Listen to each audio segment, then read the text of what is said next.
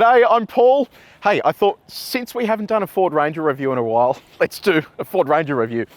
So we are talking today about the base model. It is the XL. I know we've reviewed all the top spec stuff, but I thought let's have a look at what the base model will actually get you. So it's a little bit confusing because there are a lot of XL variants. This one here is the 4x4. It's also fitted with the bi-turbo 4-cylinder engine, and this one's priced at a little over $53,000.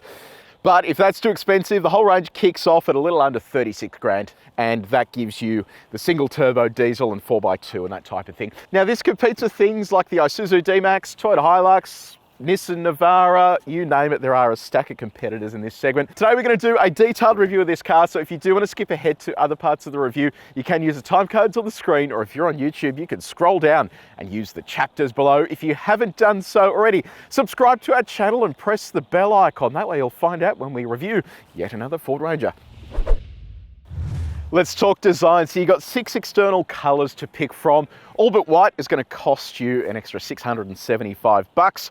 So the base model, here it is in all its glory with its steelies and halogen headlights. You can see it kind of carries the same design theme. So you've got that big sort of aggressive grille up the front there with the enormous Ford badge, radar module down the bottom there.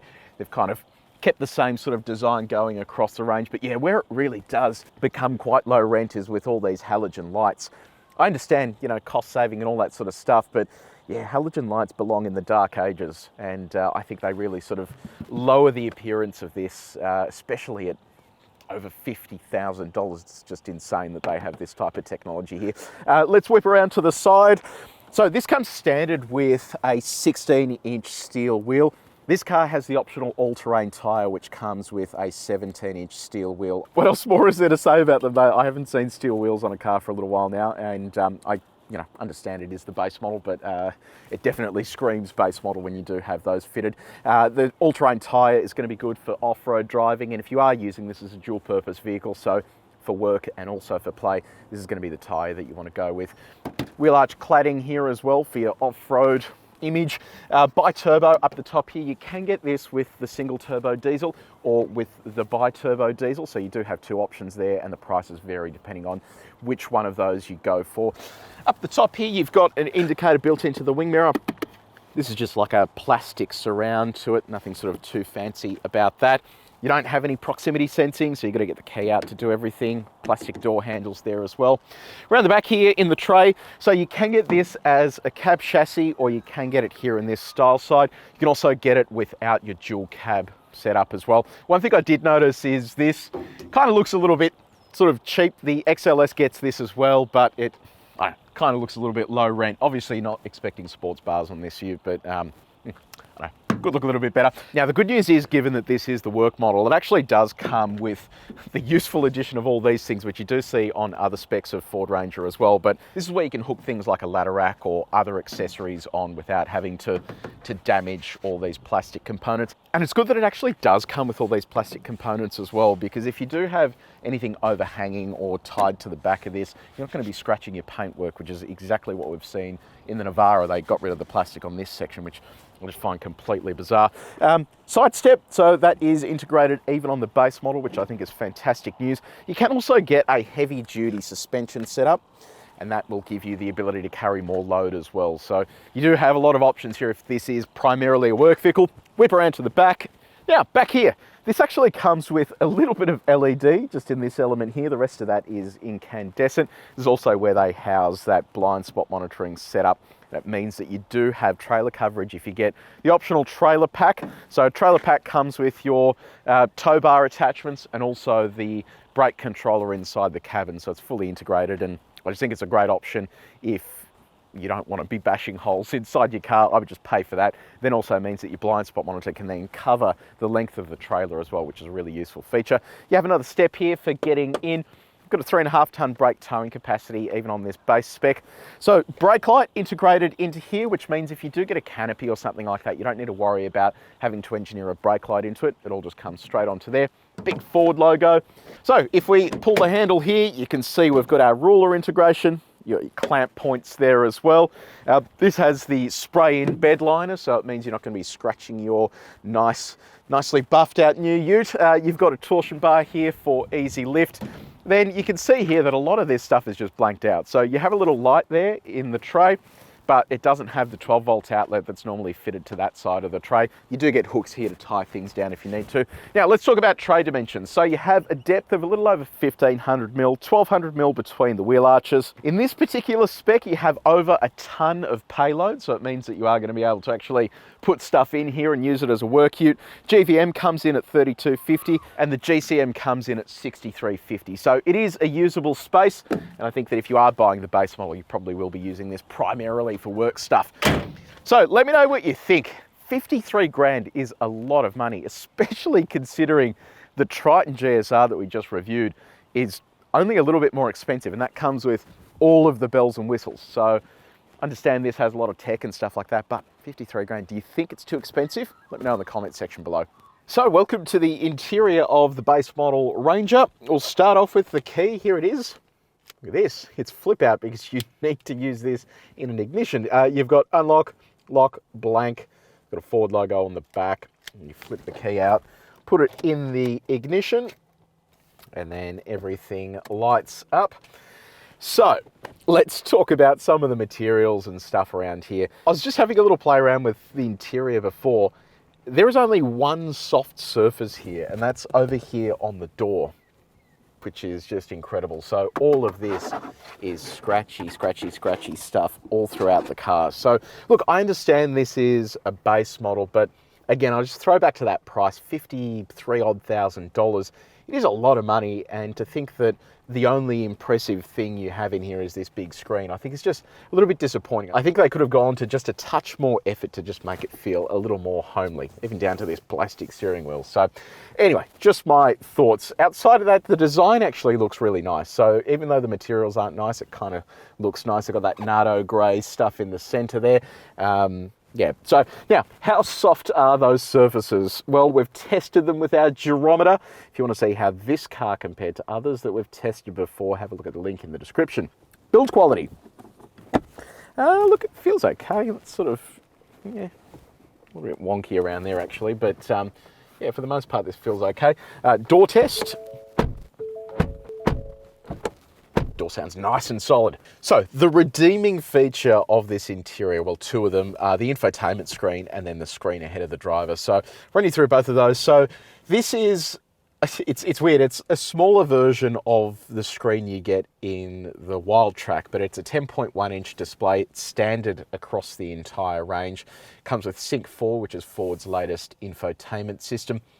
It's all very easy to use, very straightforward. I mentioned this in, I think, our XLT review. This smaller version of the screen seems to be a bit snappier and faster than the bigger version, which is a little ironic, but when you do go through all these menus, everything just happens nice and quickly. There isn't really a great deal of lag. This doesn't come with satellite navigation natively built into there. It also doesn't come with digital radio, so you only have AM and FM. It's plumbed through a 4-speaker sound system, so it's very much entry level in terms of those features.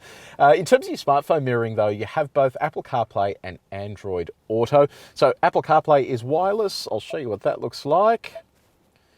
So there it is there. Nice integration there as well. You can also adjust the size of that. So if you do want shortcut items to things that you've previously gone to down the bottom there, you can have that, or you can just supersize it and go straight to that big screen menu. Show you what Android Auto looks like. So with Android Auto, same sort of story. It takes up that screen, it's nice and easy, quick to use. You can also then adjust the size of that on that display as well. Now, ahead of the driver, you've got another screen here. This is a digital display as well.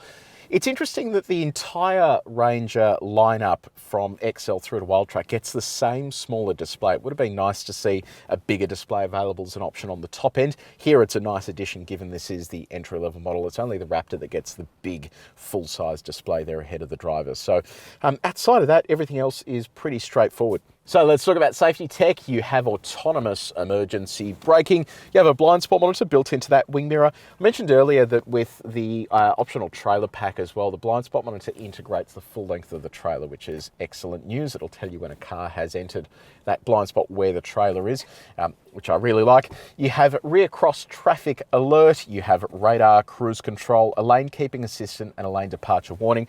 Now, normally we test this, but given we've already tested this for Ranger, I can tell you now this works really, really well, and it's an excellent system. If you do want to see how that goes, click up here to watch our review of the Wild Track, where we actually tested on our Bowl here as well. In terms of parking, you have rear parking sensors only and a reverse view camera. So I'll show you what that looks like. So yeah, the camera is weird. It doesn't actually look as high quality as the other Rangers we've driven. So kind of looks a little lower quality there. I can't really make out what's on the suitcase. You can go on a wide angle view. That improves it a little bit, but it still doesn't really help too much. But on the upshot, you do have a camera there for hitching a trailer, and then you can also zoom in as well to that same view if you do want to, but pretty straightforward. Down here you can see your sonars. So as we get closer to that suitcase, that's going to light up as well. So yeah, I do like this sort of stuff, but yeah, the camera could be slightly higher quality. Now, what about your practicality? We'll start off with connectivity. So you have a USB-C port down here, a USB-A port. You have another USB-A port up the top here if you want to hook up a dash cam. Love that integration. In the center console here, you've got a 12-volt outlet as well. Now, where are you going to store your phone? Obviously, no wireless phone charging on the base model, but you can just store your phone wherever you want. I just noticed there's no chip holder. What's going on here? So the chip holder must just be for XLT and above, potentially, where a tradie's meant to hold their chips. So anyway, phone can sit wherever you want there. There is thankfully a spot for your coffee. It is quite a deep hole there, so you do need to prop it up with your keys if you do have a sensible sized coffee. Now, the thing I mentioned in our other reviews that I just find totally bizarre, and I don't know who makes these decisions at Ford, but just under the vents here, there is a cup holder in Wild Track, but now it's just a blank hole on both sides, which I find totally bizarre. And same story up the top here. That is a storage slot in Wild Track, but it's just nothing here, and we know that's empty. So I don't know why they're denying people of their ability to heat or cool their drinks in front of the vent, but anyway. Now, what about your other storage there? Bottle fits in there fine, although no teeth, so it does roll around a little bit. Can fit your bottle inside the door, and a big bottle that fits inside the door as well, which is great. Other storage, you do have this center console, pretty reasonably sized there, which is good. And then you have your glove box down the bottom here, reasonably sized as well. Little storage slot here, and then another one just up the top here as well. And finally, a sunglasses holder right up the top. Let's chat comfort, and look, it's pretty straightforward. You don't have any automatic climate control, so it is literally just a fan control and a temperature control, which I guess is sort of pretty straightforward. Now, seat adjustment is fully manual for driver and front passenger. The other thing you'll notice as well is if you look at the floors, they're all this vinyl material, so there are no floor mats. This means that it is going to be a whole lot more durable. You can get in here with your work boots, and you're not going to be able to wash it out because you might have water splashing on electrical stuff, but it does mean that you can use a little bit of liquid in there to get mud and stuff off, which is much harder to do with a floor mat or a carpet because you have to clean that, apparently. So seats themselves are actually pretty comfy. So cloth seat, they sort of hug you in nicely. They're really sort of soft and comfy. I've spent a fair bit of time in this car now, and I really do just enjoy driving it. Steering wheel offers both tilt and reach adjustment. I mentioned earlier that it is like a cast of plastic, so it's a little bit rough, and then all of this stuff is easy to reach while you're driving. So before we hop into the back, I'll show you how all this stuff works. So you can lift the bottom. Once the bottom's up, you can store stuff under here if you want, which is handy if you have valuables like a Makita drill or something. Then in addition to that, you could drop this as well. And then that gives you a tiny bit of storage behind there, but this gives you access to a bit of a flat load area in addition to two top tether points, along with your jack behind there. And then Ranger since 1983. All right, I'll hop in, close that properly. Okay, so leg room. Look, it's sort of reasonable.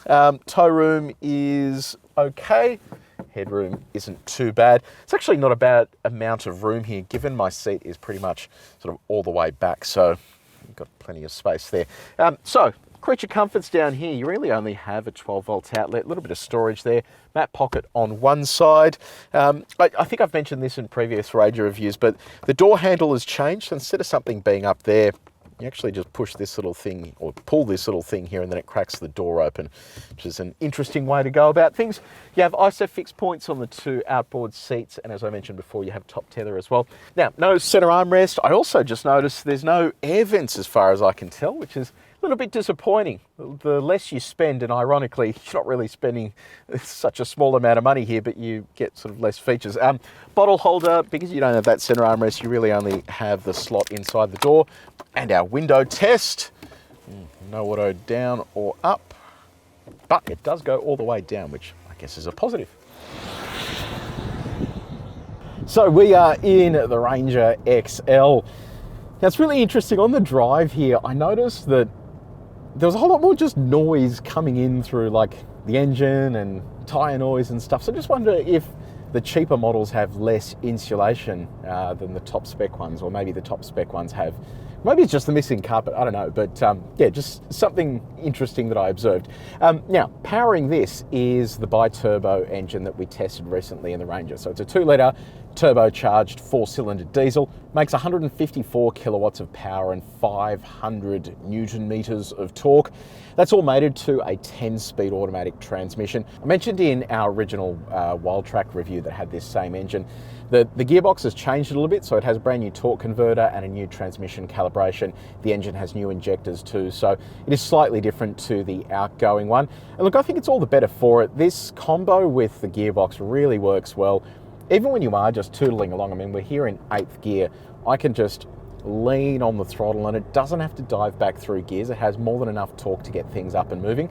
Obviously, if you are towing or if you have a huge load in the tray, it is going to need to work a little bit harder, but for the most part, this is a really good combo, and this is probably the reason you'd pick the bi-turbo 4-cylinder diesel over the single turbo, just because it has that extra breadth across the rev band. Now, what does all that feel like? If I sink the boot in, gearbox responds quick enough, and it just really sort of gets along nicely. It's not earth-shattering speed, but it pulls along nicely and just keeps everything running. So I did mention earlier that this has the optional all-terrains on it, and as a result of that, you just hear tyre noise for days. Same story in the wet that we noticed with the XLT that we drove.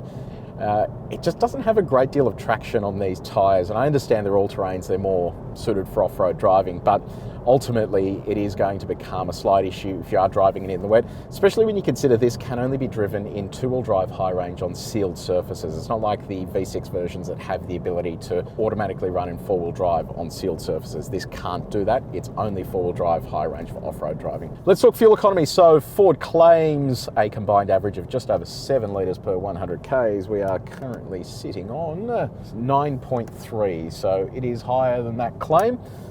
Even our long-term average is around 9.2, 9.3. So yeah, higher than that claim, but still not earth-shatteringly bad. Okay, so let's dial up some speed for our sine waves. We'll see what it feels like at 130. So this simulates overtaking on a country road where they're far from perfect. Yeah, look, our body control at the top end isn't amazing. It sort of floats a fair bit there, but actually doesn't feel too bad. It's interesting. It's kind of feels a bit more composed than the Wild Track did when we drove it over that same surface. Now, what's the ride like? So obviously when you get lower in the range of the Ranger lineup, you're getting, I guess, less weight. And as a result of that, you're getting different ride characteristics. And to me, this actually feels pretty good. Like, it can be a little bit rough when you are unladen, especially in and around the city, but once you do have a bit of weight in the back, it settles nicely, and even then it just feels like a well-rounded ute that's had a lot of straight-in ride and handling tuning, and that's pretty much exactly what it is. So what's it like once the speed picks up? Obviously this isn't a sports car, but we'll just put it through a couple of our corners here and see what it feels like. Brake pedal feels a little bit spongy, which is interesting. These tyres have no traction at all. Yeah, look, it's fine. It's not really going to win any dynamic handling awards, but it is surprising how quick you can actually go for something this large on all-terrain tyres. It sort of gets along really nicely. So yeah, look, it's not going to set any land speed records, but if you do want to go for a punt around the worksite, actually, don't go for a punt around the worksite, but if you want to go for a punt around somewhere that isn't the worksite, it should be fun enough to drive. And I will mention on the brakes there, maybe the pedal feels a bit spongy because this is drum brakes at the rear. So XLT and above get disc brakes at the rear, whereas this entry level only gets drums at the rear, discs on the front. Now let's talk 0 to 100. I've got our GPS measurement device hooked up. I'm just going to do this in two-wheel drive high range. It's pretty dry out there today, and we will see how we go. Go all the way up to 120 so we can get our overtaking time as well. So see how it goes. All right, here we go. All right, so we are getting there. There's 100 k's an hour. And there is 120. Let's have a quick sticky beak at that. So 0 to 100 in 9.4 seconds and our 80 to 120 time of 7.1 seconds. So you can see there, as the speed picks up, it really becomes much harder to do things like overtaking because you really have to stretch that torque band. So yeah, the numbers are fine. Just fine, nothing too crazy. And time for our reverse test. Let's see how this goes. Ooh, a little bit of wheel slip there in reverse, all the way to the top of the rev band. 42 k's an hour is our maximum speed in reverse.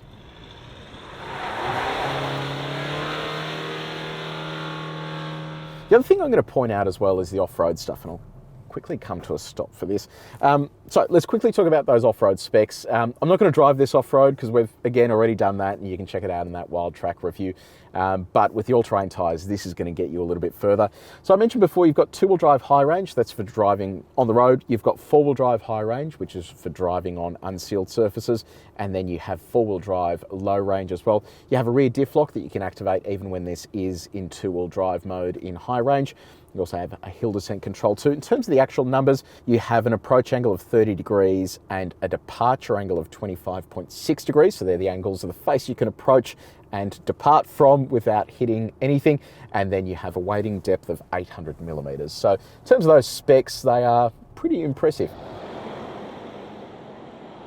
It's worth calling out as well, this has a traditional gear shifter. It doesn't have the E-shifter that you find in other range of variants, so that is just something to take note. Not the end of the world, they'll do the same thing, but yeah, just visually it looks different to the others. And I will mention as well, as part of that shifter, I hate the fact that they've put the gear shift controls on the shifter. They really just need to be on the steering wheel. I know people think paddles are a bit sort of noobish, but to be honest, it's just the best place to have them, because if you do need to access that quickly, I don't want to have to go diving down here and having to faff around with that. I just want to be able to shift down gears, especially with a 10-speed. Now, what's our visibility like? So you sit nice and high up. You can see clearly down the front of the car there. The wing mirrors are enormous, so you get great visibility down the side of the car. You get a blind spot monitor built into those as well. Visibility out the back is good as well. You don't really get any intrusion because of those bars, so everything is above board.